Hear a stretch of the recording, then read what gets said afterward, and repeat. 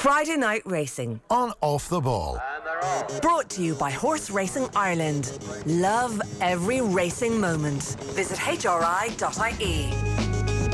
All right, a very excited Friday Night Racing for you this weekend because the Dublin Racing Festival is upon us. We've been building up to this for months and months and months. The quality of racing is absolutely superb, and we're going to be picking some winners for you later on. Isn't that right, Johnny? Yeah, that's the plan, Ger. That is the plan.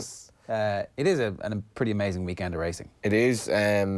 You know, they were missing maybe Album Photo, Abacadabras and Envoy Alain of the Irish horses, but I can't really think of anyone else off the top of my head. They're nearly all there. And they're going against each other. They're going against each other, yeah. Willie Mullins has 21 runners on the Saturday, and I think the trainer's title is playing on his mind a bit as well, because he's thrown like pretty much all the runners at it instead of keeping them apart. And Faugheen taking on Battle Over Doy in a race like that just kind of tells you the quality that's there. They're only a small number of British runners, but they do add to the occasion. And the weather is anything like today. It's going to be just perfect, absolutely perfect. And they've watered the ground a fair bit to keep it on the softish side. So everything's set fair for a great weekend. Yeah, so Friday Night Racing brought to you by Horse Racing Ireland. Love every racing moment. Visit hri.ie. Of course, you can follow them on Twitter at HRI Racing, and the hashtag every racing moment is full of good stuff for you as well. A special welcome to our guest this week, who's trainer Paul Nolan. Paul, good afternoon to you. How you doing?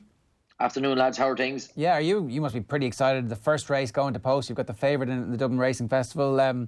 So this is, I suspect, days like today where the excitement and the anticipation is there is exactly why you get up in the morning. Yeah, well, that's, it's nice to have a horse of a calibre like that that's worth entering in a race like that. It's been a while since we had a horse like him. It's a numbers game, and you have to go through so many before you get ones like this. And it's taken a while, but hopefully we can keep him in one piece now, and he runs respectable. Yeah, I was just chatting off air to Johnny. Your story is one of the great Irish sports comeback stories of the last few years that I can remember, because, as you say, it has been a difficult time to get back to the point where you have horses that are going to be relevant at the top end of the market in advance of big races like this. Yeah, well, it's we knew it was coming, Ger. It was something that when horses weren't being replaced, and it wasn't something that was a surprise. It wasn't that we'd numbers there and they weren't performing. It was just, we knew we'd nothing coming, and we'd nothing left even in the line of handicappers or anything. It was just a question of trying to survive in the game and survive financially to be able to put food on the table and keep going. And thankfully we all just knuckled down and kept going, and we some loyal owners that sort of stayed on board. If all had left, we were finished. But that's what it's all about.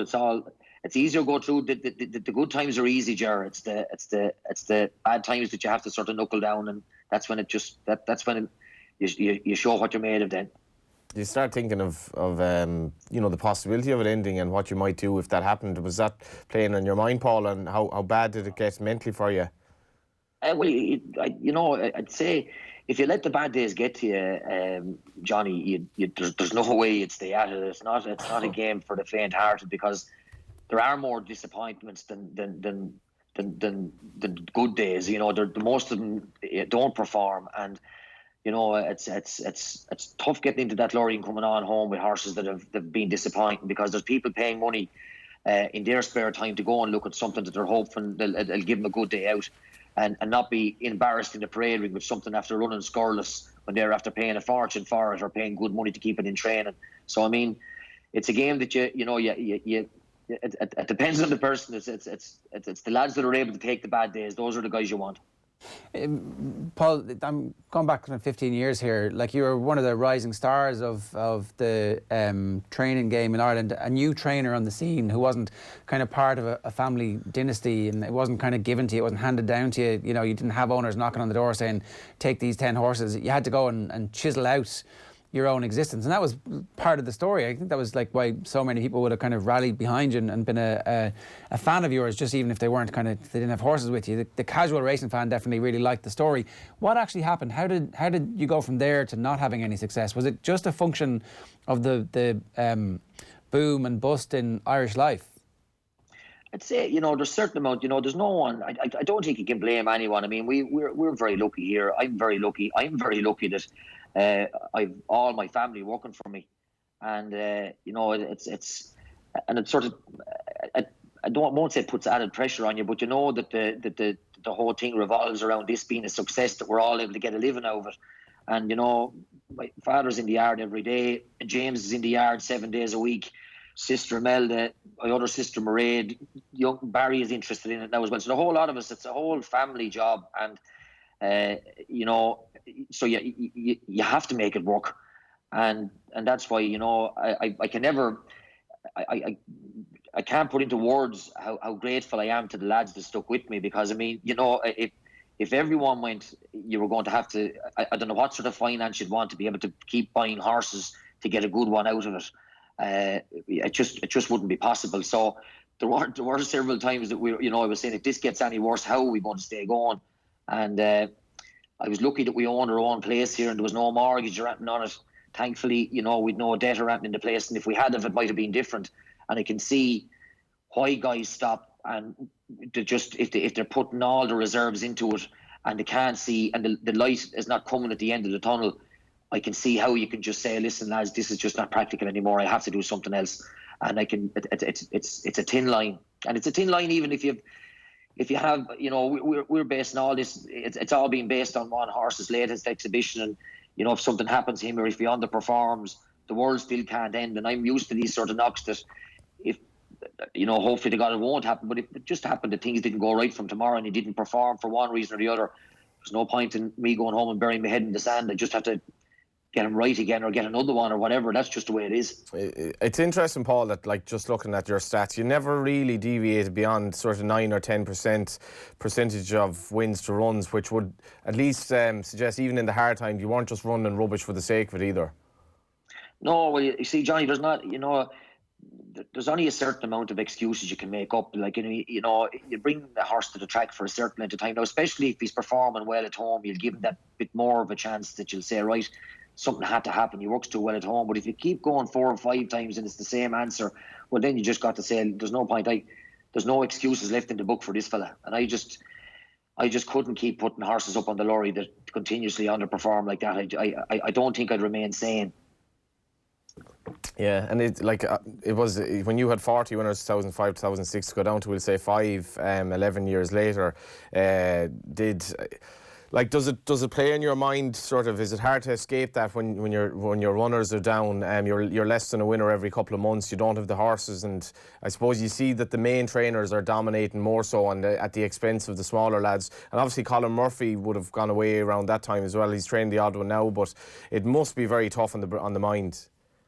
Well, you know, it is, and you know, when you see top class trainers even on the flat and having fantastically successful seasons, and then the next season they've no decent horse, they've no horse to enter in a Group 3 or anything like that. It's so easy. Go to rock bottom again, even if you have a tremendous season, unless you get the right men into the yard with the chance of bringing in a decent horse. You're really living on the clippings. Like you're just hoping that some little filly that slipped through the sale or something else. Like, I mean, latest exhibition went to the sale and he was withdrawn from the sale. If he had been 100%, he'd have been gone as well. So I mean, it's just you're lucky now to be able to get to one of these good ones and then to be able to hold on to them as well. So I mean, it's like what I said before. We knew that the 5 winners a year, we knew that was coming. So it'd be more stressful if you had 100 horses in and you had loads of runners and they were underperforming and you were going around taking swabs and scans and going around seeing what sort of a virus you had. That wasn't the case. So as bad as it wasn't as mentally stressful as that, you know. So you never doubted your own training ability. That was the key. Yeah, well, I'm not saying I don't want it to sound that I'm bullish by saying I never doubted. Like, I mean, we'd done different things. We put in another gallop. We changed the surface on the gallop we had and put in a different surface, and we done different things like that to try and maybe. And I remember Martin Pipe even saying to me, he said, "Don't fix what's broken. If it worked once, it'll work again, and don't keep beating yourself up that you have to keep changing this and changing that." And that's sometimes what you do. You get so hooked up on things. Could I make him fitter? Could I get him 10 lengths better? Could I? But normally, you're only doing it to satisfy your own mind. If it worked before, it should work again. Yeah. Yeah. I suppose the the loyalty of owners must be something, you know, that you really cherish. I know Latest Exhibition runs in different colours now on Saturday, albeit he's essentially still involved. Jim still has him, but I guess your owners become nearly your friends, because when if Paul Nolan is training 5 winners in a year, people will start saying Paul Nolan's gone very quiet. That seeps into the consciousness. Then owners send their horses to other trainers. There are a lot of other good trainers out there, and you really must appreciate the loyalty of the owners that stay with you. Absolutely. I mean, I can't. I can't be thankful enough for them, you know, because in fairness to lads, when they see, you know, Gordon and Henry and Willie and Noel and the guys bombing those winners in, and Joseph, it's very hard to sort of say, right, to skip past all those guys and come down to me or come to anyone else like me. You know, it's winners are, you can have all the lovely websites and the yards, and you can have lakes and waterfalls and stuff around the place.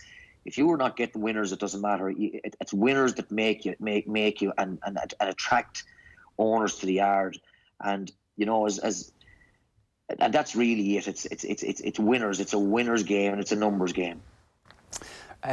Notwithstanding that, you know, the other thing that, you know, happens in this game, to go back to the bit of fortune, you kind of have to make your own luck in some ways as well. And it sounds like you got your own luck with Latest Exhibition. You said there was an injury the day that the horse went to the sales.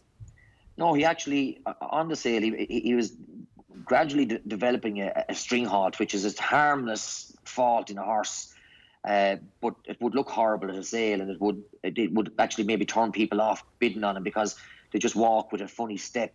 And at the sales, it's all a sort of a show job. It's how the horse shows himself, that he's as correct as possible, limb-wise, shape-wise, and the way he moves. And this just looks funny, a funny movement that the horse makes. And Jim just wasn't willing to take the knock that he was going to get because of this. And he brought him home. And that's lucky for me, he brought him home. And because of that, he'd have been gone, you know. Yeah, and lo and behold, here the horse is, having beaten Andy Dufresne, I think, which was like one of the most talked about horses in the off-season that I can remember since we've been doing the show in the last couple of years. Yeah, and I suppose the lovely aspect of that story then is you're probably worried, oh, Jesus, great, he's won this race, but, you know, there must be a danger now. He's going to be sold and he could be gone out of the yard, and that did turn out to be quite close, Paul, I believe. Yeah, there's no doubt that, you know, we very nearly, we were just, again, and I didn't actually think it was going to happen, but it was just the sheer goodness of some of the top owners that I have in the yard decided to come together themselves. Actually, mainly, we say because of my brother James's input into it. He's very good friends with one of the lads, and you know, it was basically them going together that the horse was gone only for that. And you know, he'd have been with a different trainer and with a different owner, and I wouldn't have had him. And you know, I'm hoping to God he'd be lucky for the lads, for the like of that. You know, that's the pressure that it puts on you when a horse has cost a good few pounds like that. You're hoping to God that he will give the lads a few days out and be as successful as possible for them. Yeah, it's a great story, and hopefully it comes to a successful conclusion tomorrow. How is the horse, and how do you expect the run of the race to go tomorrow? Actually, he seems fine, Ger. You know, there's times that everything seems fine and you go out and you don't perform, and you're coming in then and you're saying, oh God, what am I going to say when I go in here? And that's always the dread, especially when you're going with one bullet in your gun. You know, it's there's no point in saying it's not worrying. It is, and you'd always be happy when it's over. As long as he runs well, you wouldn't mind if he just ran poorly or stopped at some occasion. You just, you know, Lord, what happened there? And that's the worrying part of going up with one horse in a race like that you've only one chance. And you know, that's basically it. It's just that's the worry of it. Yeah, I suppose that's the glorious uncertainty of all sports, but particularly with racing. Can I just one of the things that we like to do when we have guests on Friday Night Racing is to ask people about their pathway into the sport. As far as I know, there's no great racing history in your family life, is there? Like, are you the first generation? Absolutely. Not, I'd say probably great grandfathers and all ploughed with horses. That's all. That's all. And I'd never went and rode ponies. Never had anything to do with horses. Never went to the races. Never went to Point of Pints until I was about 23 or 4 years of age. And but I always loved racing on the television. Would always fake getting sick to look at Cheltenham. And I remember like I'd be baiting the couch that when Don Run won the Gold Cup with John Joe Neal and hoping that the Irish should be as successful as possible. When they go over to Cheltenham, I'd be just cheering on every Irish horse running in every race. And it's just amazing that I ended up then making a living out of it when I didn't think I'd ever be involved in it. And, I was very grateful to Jim Bulger. I went up to Jim not knowing a thing, and within 3 days I was riding out.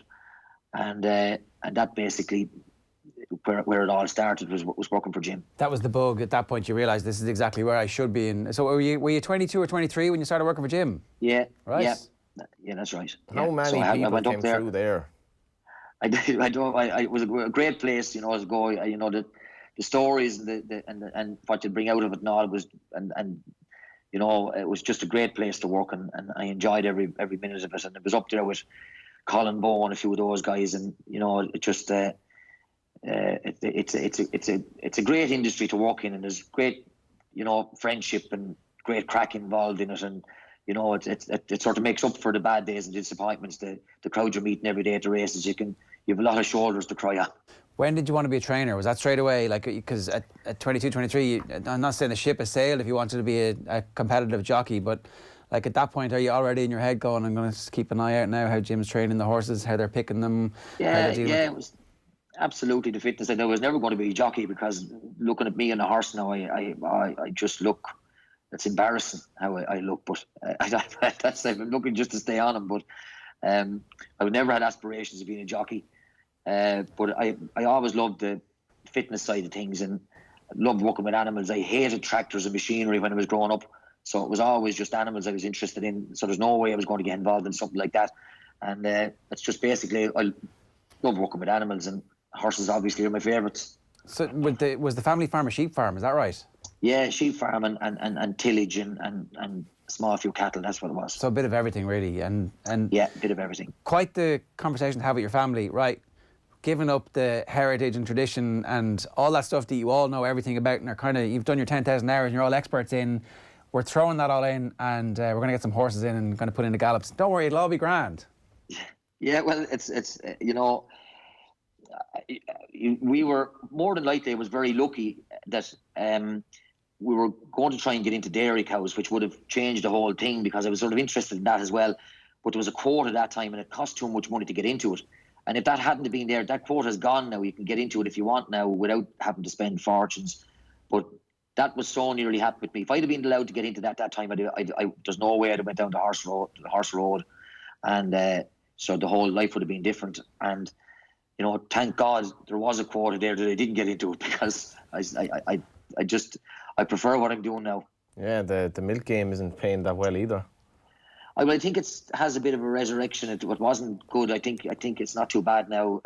It's farming wise, it's the best anyway. Well, I like the Lasix Swiss story is nice. Well, that Jim, the breeder, actually owned the mare, and she was a good mare for you, Paul. Do you think she'll imbue or put a bit of stamina into him in terms of stepping up and trip tomorrow? I'm hoping she will.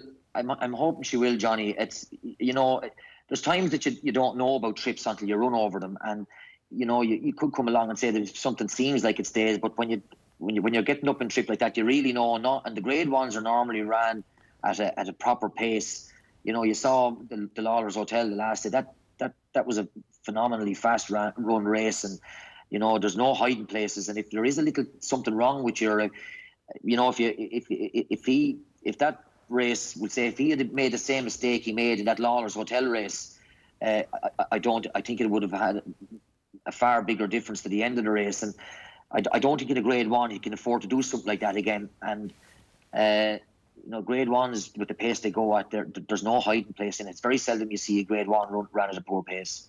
Yeah, it's a really and it will be, you're going to have to stay. It's a really good field tomorrow in that race. Yeah, what's encouraging about the race as well is there are a lot of different connections, I suppose, represented. Elixir Dane for Willie Mullins might be towards the head of the betting. Paul Nolan's horse is definitely going to be one of the leading fancies in the race. You've Longhouse Poem for Martin Brassel, who wouldn't have that many horses, but very good trainer, home by the lead for Joseph O'Brien.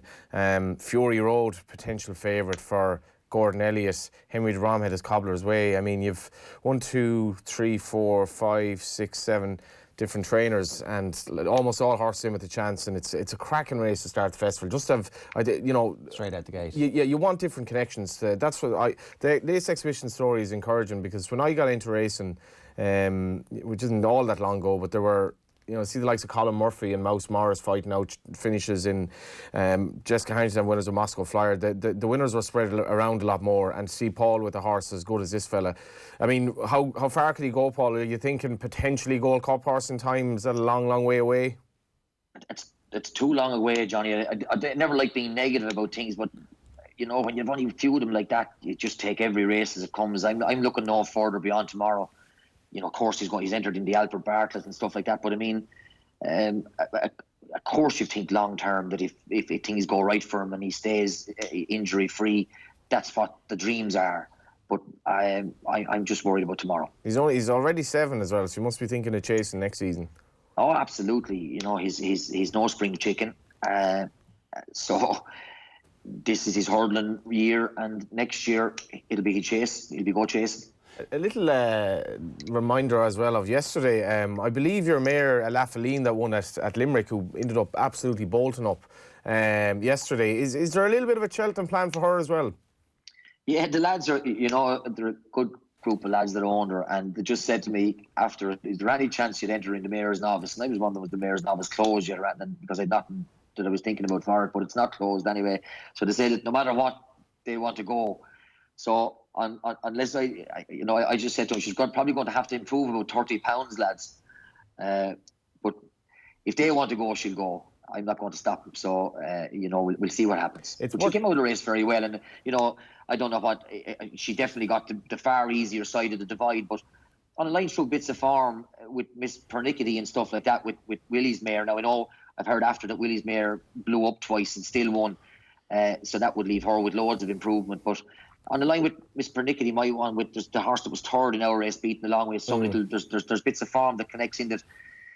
I'll have a chat with Andrew Shaw and see what sort of a mark she's going to get, to see would it just be ludicrous altogether going. I don't want to be going over just to make up numbers, but if I thought that I think she's a mare just continue to improve. I was delighted with her at Christmas with her run, and she certainly improved a long way from that yesterday, I thought, and just the way she went away, I love the way she went to the line. Yeah, because Willie won the first division with La Marquise. The two winners, both by Marceline, yours and Willie's. Willie's horse, I think, is 5-1 or so for the mare's race. And the more I was thinking about it afterwards, I was thinking the way she kind of seems to race maybe a little bit lazily. She's kind of keeping a bit to herself, but she absolutely powered away. And as you say, progressive profile. If it came up testing, bringing her stamina into play, I mean, look at the result of the race last year. The mare that was second is still a maiden, I think, over hurdles. It can be a little bit of a strange race, and I think you're perfectly entitled to dream anyway. Yeah, well, listen, her form, before that was dismal, and that didn't look much. But some of these mares that take a while, she had at home and all, she was a little bit fiery, and she's a very high head carriage, and the girl in the R, Tina Brown, done an awful lot of work with her, and Adam at home rides her out, and she's not an easy ride, and young Mick Malloy, Mick is very good on her. And you're like Aidan O'Brien here now. You're going to name every member of staff, yeah? But the lads, when you get the difficult ones, it's not easy to ride the difficult ones, and she wasn't easy, and now she's just. It seems to be that she's just coming to hand that little bit, and she's dropping her head a little bit, and she's behaving herself, and if she just cops on to herself, she might improve and go a bit forward. Brian Cooper after the race was purring about her, and she'd be 33 or 50-1 for that race, I think. Oh yeah, well that'll be a great Cheltenham story. We like those old narratives when it comes to racing. Paul, you've given us plenty over the years. Congratulations on having made the comeback that you made. I think it is a great story, and I'm delighted for you. I hope there's plenty more to come from you as well. Thanks a million for joining us today. He just needs Wexford hurlers to win the All-Ireland now.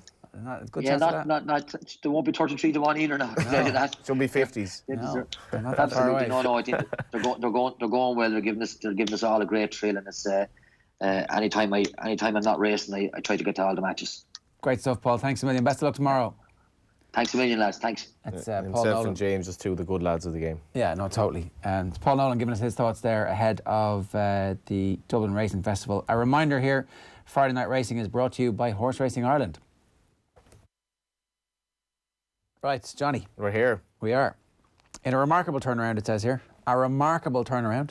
The Tote charity bet has landed for the second week in a row. We've never done back-to-back. Well, now, you weren't here, Tom. I'm obviously, you know, I was blamed for losing tips when I wasn't here, so I'm going to actually hijack this and claim it. So I've had the last two winners. No, the boy Bugsy did the job last weekend. The big getaway won easily last weekend at Nace. Onwards and upwards for the 4-9 or something. for the Tote Injured Jockeys Fund, which now stands at €440. It's all about profit. Yeah. €440. This weekend we'll obviously see the creme de la creme of jump superstars clash at Leopardstown for the Dublin Racing Festival, which should again provide plenty of Cheltenham clues. So we haven't actually talked about any of the other big races. We've talked a good bit about the opening race, which is the Nathaniel Lacey and Partners Solicitors 50,000 Cheltenham bonus for stable staff novice hurdle. Yeah, it's very tough, this race. I have to say the festival over the 15 races in general, is it 15 or 16? I think it's 15. 8 on Sunday, and tomorrow starting off with the race of Paul's horses in.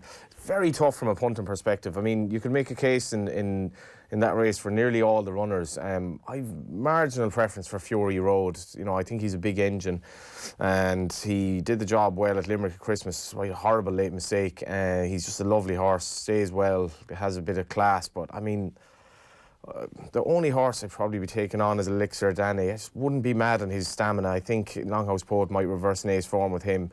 He's one horse I'd be taking on in the race, but I could easily see Paul's horse win. I think Longhouse Poet definitely has a chance, and Fury Road would be my selection. Okay, the next race, that's a doozy. Chacun pour soi, A Plus Tard and Min are the top three in the betting at the moment. This is the Ladbrokes Dublin Chase over 2 miles, 1 furlong. So, this is a real belter of a race. You know, Chacun pour soi was behind A Plus Tard at Christmas when I don't think tactically he was ridden maybe to best effect. He maybe lost a bit of ground out wide, but for 90% of the race it was perfect. these are 2 mile chasers. Yeah. So where do they end up? He's going to be. It's going to be. I'd say the two of them will end up in the champion chase. A Plus Tard would have the option of going for the Ryanair, which maybe he will. Chacun pour soi will 100% run, I'd imagine, in the champion chase. At what distance is the champion chase? So it's the same. And so what's the Ryanair? The Ryanair is 2.5 then. So slightly longer. Yeah, a race that maybe suits other horses. Sometimes suits horses not quite as classy, but I mean, with Min in the lineup as well and Arnua, they're going to go really hard in this. I think it's going to be a spectacle of spectacles. Are these like the best athletes, these horses? Yeah, 2 mile chasing is probably it's probably the best spectacle of the lot. As a jockey, I'd imagine it's a race you really want to ride him because they're going very, very fast and jumping fences at speed on the best horses. So at the fastest horses that can jump a fence at speed, and you know, if you can imagine being thrown out of a car at nearly 40 miles an hour unexpectedly, that's what it's like to fall in a race like this. So there's that element of danger and that buzz that it entails. When we were kids, they always referred to the 1,500 metres at the Olympics as the blue ribbon event. I was like, well, no, it's that. I mean, everybody refers to the 100 metres. Yeah. Everybody wants to see that. But the best athletes overall were probably the 400 metre runners. Yeah. This is kind of like the Gold Cup is obviously a much longer race. The Grand National is a massive slog. They're the ones that have the most, you would call them the blue ribbon events, right? But these are the best athletes. I think so, yeah. I mean, they're faster. If speed should be the basis for which we judge horses mainly, and certainly it is on the flats. And these horses are faster than the 3 mile horses. You know, and it's a division that has, you know, a lot of horses that would evoke great memories, like Moscow Flyer, Azertia, Well Chief, Masterminded. They're all this. Yeah, okay. and you know, when you do get obviously Sprinter Sacre, when you get a horse like that can really dominate the 2 mile division, Altior, having a checkered season. It does open it up a little bit. Now, I think Shackleton Pursois could be extremely exciting. He hammered Duffy Desoy at Punchestown last year, and Duffy Desoy has been basically, as Gavin Lynch describes him, the ATM machine. He just wins and he pays out every race. But this season he's been imperious. If they clash at Cheltenham, it'll be unbelievable. But I expect Shackleton Pursois to reverse form with that Plutard. I think he'll come on from the run sufficiently. Okay, the 2 o'clock race at Leopardstown on Saturday is the ERSG Arkle Novice Chase. This one, so this is again over 2 miles. These novice chasers might be horses that end up going Cup and Gold Cup courses next season. Yeah, absolutely. Is their ultimate goal being champion chasers? Yeah, champion chasers. Sometimes these can progress to Gold Cup horses. You're thinking of the likes of Kicking King and. You know, if you have the speed for 2 miles, Koto Star, and then stamina for the Gold Cup, you've a hell of a package there. Not many horses have. This does look a good renewal. Notebook, Fakir, Dudaris. Notebook and Fakir Dudaris obviously clashed at Christmas. There wasn't a great deal between them, but Notebook won readily enough. I imagine he should probably uphold that form. I went for the rank outsider here. Now, this is speculative, but Gallant John Joe, his stable is in incredible form. It's 40 to 1. 40 to 1. It'd be a much nicer bet if there were 8 runners and you could get 3 places. But in any event, he was behind Mellon. Gave Mellon a really good race, despite being hampered early on in the race at Christmas. Mellon is 5 to 1 here. He's 40 to 1. I don't really get that price discrepancy. I don't think it's fair. Oliver McKieran's horse has been unbelievable form. Barry Brown taking a ride in a Grade 1 would be a very rare thing for him. This is a good horse. He shouldn't be underestimated. Now, he'll 100% need some misfortune to befall elsewhere. He'll need them to go off very hard, which I think they might. But he's not hopeless. All right, a 40 to 1 shots. We like those. Gallant John Joe would be named after, is it a hero from Cavan? Is it? Anyone listening in maybe can let us know. It's not John Joe Nevin. I don't think so. I think it goes back to, I think it might go back to a Cavan football or something like that, but I stand to be corrected. I know Oliver McKieran is from that neck of the woods. So. Okay. The next one is 2 mile Irish Champion Hurdle, the PCI Irish Champion Hurdle, 114 grand for the winner of this. So Honeysuckle 5 to 4, Sharjah 2 to 1, Classical Dream 4 to 1, Petit Mouchoir 16 to 1, Super Sunday 16 to 1. These are some older horses that we certainly know quite well, and then some newer ones who are good. Are very, very good in the case of Honeysuckle. She, to me, is the mare that will command more attention than any other horse, I think, this weekend, because maybe I've been alone in comparing her to Dawn Run and how she might be Dawn Run, but I definitely think there's a case to be made that she might be as good as Dawn Run, or she might be the next Dawn Run. Is Honeysuckle young enough? She's 6, so right. She's just turned 6, so they haven't. I actually thought they'd have gone chasing with her this season, because to me she looks like an out-and-out chaser, but they didn't. They went down the hurdle route, and she's answered every question really, really well. You can pick some holes in her form, in that, you know, she beat Bacardi's and Applejades at Fairyhouse, and Bacardi's ran a stinker the next day. Applejade has been more out than in this season. I'm not 100% sure about her dropping back in trip, but I just think she oozes class. And if she wins this, she goes to Champion Hurdle. I think that's almost certain. But to me, she's a chaser, and I would, if I owned her, and Kenny Alexander's record with these mares is absolutely incredible. We shouldn't lose sight of this as well. Kenny Alexander, I don't think he's any connections to Ireland. He's Scottish, yet he has his horses run over here for whatever reason. Maybe it's quality of the trainers, maybe it's surprise money, whatever reason. He's really good horses run over here, and she is potentially top class. I think there'll be a massive reception if she wins tomorrow, but it won't be easy. Okay, but you're picking Honeysuckle to beat Sharjah. She's one of my stronger fancies of the weekend. Okay, so that's 3:10 on Saturday. Anything else on Saturday we should talk about? The bumper is 4:20. The timing is a little bit tricky because the rugby's going to be they'll be soon getting ready for the anthems at this stage. We're going to kill Scotland. 4-4. You can miss the first 15 minutes. We're going to kill Scotland. Finn Russell, I mean, one reason to go to the game was to see Finn Russell in action and what he's doing, and then he does what he did. What were you at, Finn? Yeah, he obviously does not want to be part of this current regime. Apparently the new kid's quite good, and obviously I remember his dad playing, and that is worrying. That is worrying. Well, less of the we all now. I mean, we're not in the same bracket. Yes, here. we are. It turns out. But in any event, it's exciting, and if you go into the rugby in the back of a good day punting, it kind of puts you in great form for it. Back Ireland in the handicap, yada yada. But Eric Bloodaxe is a potential star in this race. He takes on Appreciated. They're pretty much joint favourites with Paddy Power, I think, as I look here. I'd be with Berwick Bloodaxe, but this is like, all of these have won bumpers. It's an absolute crack of a race, except Shakespeare's Word. And I think Jinginstown don't like running horse at Cheltenham bumper, but I think this fella will. Okay. Gallant John Joe, named after McKiernan's fellow countryman, John Joe O'Reilly, who captained the Cavan team, which won All-Ireland Football 47, Championships was in it? 47 at the Polo Grounds, and then retained the title the next year in 48. They were like, we can do it over there, we can do it back here. Yeah, so A team of superstars. I've read too much into names of horses at times. I remember Kieran Purcell, who would have played for Kilkenny, named a horse Top Cat Henry, and I've used to Backed it again and again and again. follow it. I did, but it was Turned out no Henry Henry Shefflin. No, it was more. I don't know what it was. It was more of a Kilkenny footballer than a Kilkenny hurler in the end. But it was sometimes. But if Oliver McKiernan names a horse Gallant John Joe, it's like Aidan O'Brien naming a horse like Rock of Gibraltar or Yates, or Yeah. you know, you're like. Now, often it goes the other way, but they do generally not give crap horses great names. Yeah. So the Gallant gonna John waste Joe. it. Yeah. No, so I reckon Oliver McKiernan, and this is actually significant enough, I reckon he thought the horse was very good, because he will have to step up on what he's achieved. But Oliver McKiernan was sort of in and out of form over the last year or so. He's in unbelievable form the last month. He had another winner yesterday. So I think the horse, if you wanted to back a horse, and obviously in these races, horses can fall, and he does jump well. I definitely think he's a chance. Gallant John Joe. Yeah. Okay, tomorrow. What kind of price? 40s. All right, okay. Sunday at Leopardstown, we're going to start with the Chanel Pharma Novice Hurdle at 1:55 here.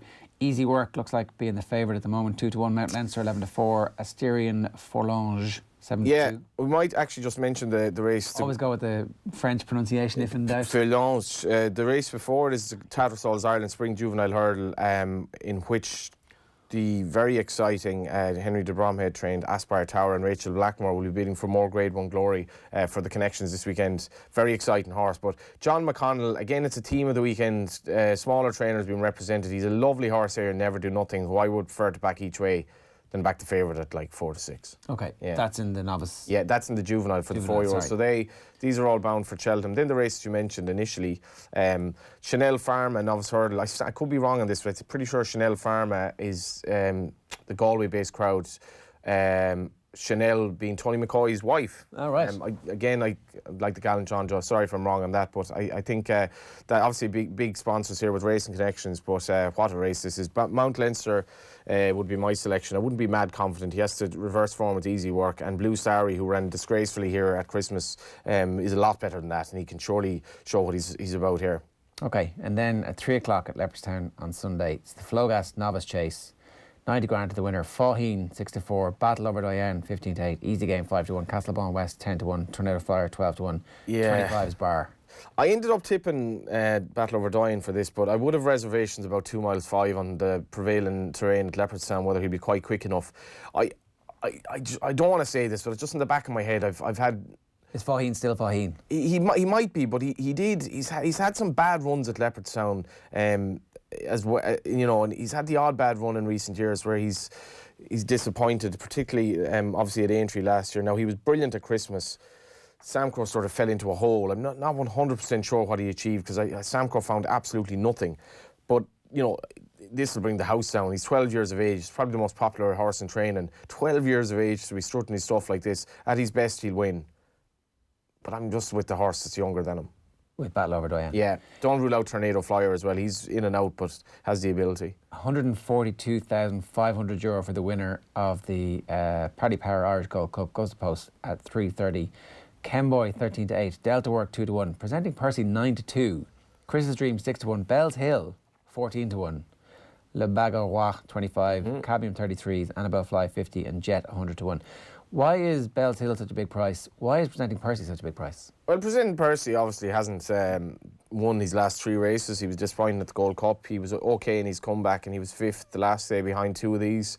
I think they're definitely working back from Cheltenham with this horse, and that's the plan. And he was given almost a ride the last day. But bear in mind, this time 12 months ago, Presenting Percy could walk on water. He could. I haven't lost faith in the horse. I think things have been against him. He did a mess of a campaign last year because of the ground, and they were a little bit safe with him and not running him. They ended up running him around the Galway fences, turned the other way as a bizarre, unconventional prep for Cheltenham. But he never got into a rhythm in the Gold Cup. And I think I'm almost wary of saying it, but I think he was ridden the last day with a view to not souring the horse, or just to get him back, get him his confidence back, because he was given a quiet enough ride. He's a very good horse. I mean, 4-1, 5-1 each way. He should be in the first three. You know, he's only slightly shorter than Chris's Dream. I mean, I definitely have him above Chris's Dream. So in the end, I'm going with Kenboy. Now, he's short enough in the betting, but he's a seriously good horse in his day. On this ground, he has a turn of foot. He really does have a turn of foot. I think on this ground, he'll probably take a lot of beating. So how will this race be run? Yeah, it's interesting. You know, La Baga Roy will be prominent. Delta Work will be held up. Chris's Dream will be prominent. Annabelle Fly will be held up. Bell's Hill will probably just sit off them. Cadmium in it as well. I think they'll go a sensible gallop. I don't think they'll go mad, but the ground it'll be decent ground. Like, it'll be probably bordering on good to yielding sort of ground, even despite all their watering, because it's been pretty mild weather in Dublin.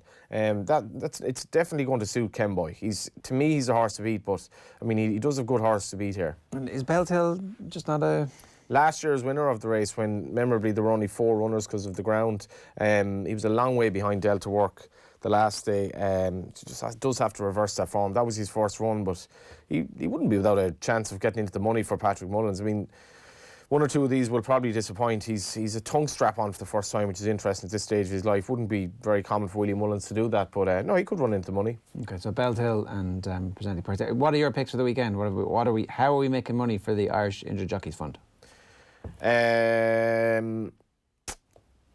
I'll go for a decent price, actually. So I'll go for the first race on the Sunday, and one of the few British raiders, in a Bay, 6-year-old mare for JP McManus, 10-1 at the moment. Actually, I think she's a rock solid each way chance in the 12.55 Sunday.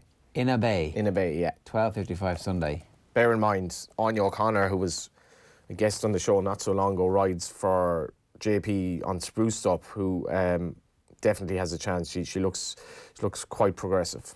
Right.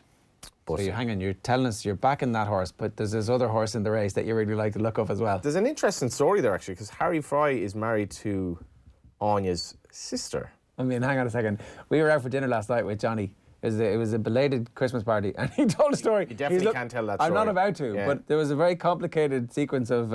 If you think of a story being told like in a really roundabout, shoddy, terrible way, it was an awful lot worse than that. Are you about to do one of those again? So what's this interesting story? No, I can't tell that story. It was for a private audience. Oh, I know, the one that you were just about to tell. There isn't really a story. I'm just saying the 2 horses I've mentioned here. Harry Fry is married to Anya O'Connor's sister. Anya O'Connor rides one of them. Harry Fry trains the other. Okay, great. Anya's done a lot of riding over there for him because of the connection, but we obviously had her on here. She's a great character. Getting married to Slippers this year, I think. Right. Slippers Madden. I thought they hadn't set a date. Yeah, maybe they hadn't, but they want to get it out of the way anyway, I'm sure. This year, but anyway, Spruce Up she's only carrying like... The old romantic, Johnny. 9 stone 12. And Anya is very good value for the £5. So... You're tipping 2 horses in this race. But I'm going with Inabai. Okay. Yeah, it's the same connections as in JP McManus, but I give both them a good chance. Inabai is my nap of the weekend at an each way price. Okay, each way. New Tote customers can get up to €50 cash back for opening a new account. See the tote.com website for more details. If you're going to Leopardstown, have a great time. If you're not going and you're watching it on the telly, have a great time as well. There was hopefully a bit of information in there on all those races to give you a little guide about what you should be spending your money on. But it's going to be an absolutely phenomenal weekend. We'll have live reports coming across the weekend on all of our social channels here on offtheball.com as well. That's Friday Night Racing in the books for this week. We stream live on all of our social channels every Friday afternoon at 3 o'clock, and then we're back on the radio at 8 o'clock on News Talk every Friday with Friday Night Racing 2. Hope you enjoyed it. Friday Night Racing on Off the Ball. Brought to you by Horse Racing Ireland. Love every racing moment. Visit hri.ie.